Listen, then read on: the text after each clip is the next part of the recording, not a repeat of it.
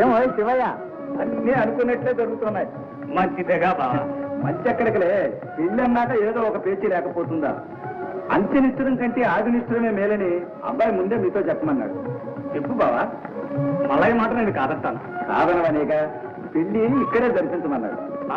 అదేమిటనయ్యా, పెళ్లి తిరుపతిలోనే జరగాలని మేము ముందే చెప్పాం, తాను సరేనని పోయాడు అన్నాడమ్మా. అక్కడ వాడి తల్లి భార్య పట్టుబట్టారు. వాళ్ళకైనా ముందు వెనుక ఉంది ఒక్కడేనా? ఈ ఒక్కడి పెళ్లి ఎక్కడో చేస్తే అంత చుట్టరికం రావద్దా, అచ్చటా ముచ్చటా తీరుద్దా అని వాడ బాధ. వద్దు బావా, ఏ బిడ్డ పుట్టినా స్వామి పేరే పెట్టుకుంటామని, స్వామి సన్నిధిలోనే వివాహం చేస్తామని అమ్మాయి పుట్టుకలకు ముందే మొక్కుకున్నాం. అట్లాగే చేస్తున్నాం. ఇప్పుడు ఈ ఒక్కటి తప్పించి స్వామి ఆగ్రహాన్ని గురికమ్మంటావా? వద్దు బావా, అట్లయితే ఈ పెళ్లి మానేద్దాం.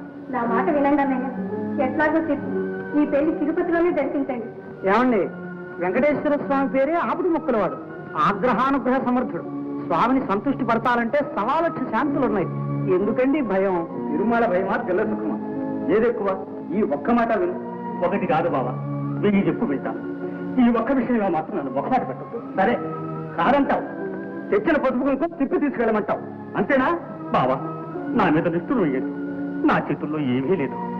అంతా స్వామి మీదనే ఆధారపడి ఉంది. పెద్దవాణ్ణి ఎందుకు చెబుతున్నానో విను. బావా, ఏమండి, ఒక్కసారి ఇలా రండి. ఏమిటి?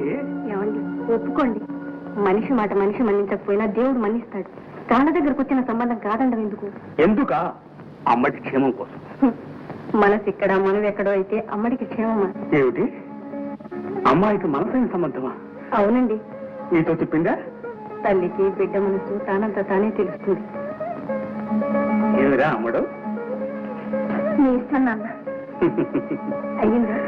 కూతురు మన పెళ్ళే వద్దన్నదిగా. పిచ్చి తల్లి, అన్నింటికీ ఆ భగవంతుడే ఉన్నా. సరే కానీ బావా, పెళ్లికిడే జరిపించండి. కష్టానికైనా సుఖానికైనా కింద మీరున్నారు, పైన 7 కొండల వాడు. శుభం. శాస్త్రి గారు ఇక కానివ్వండి. శుభం వస్తూ దయచేయండి బాబు.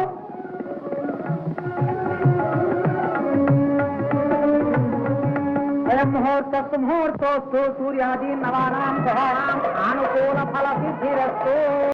మనసేమో నీ వెనుకే తిరిగే కనులే